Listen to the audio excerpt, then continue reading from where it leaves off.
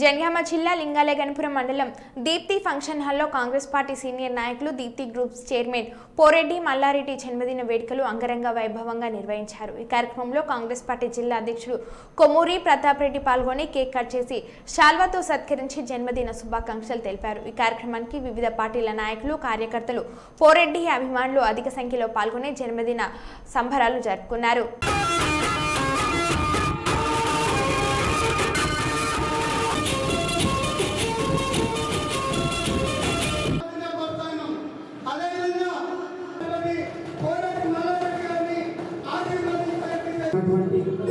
చిట్ల భూపారెడ్డి గారిని ఆహ్వానిస్తాము।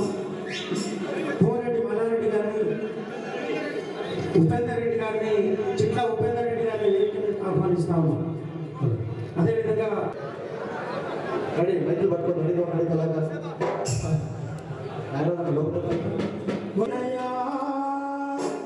మా మల్లన్న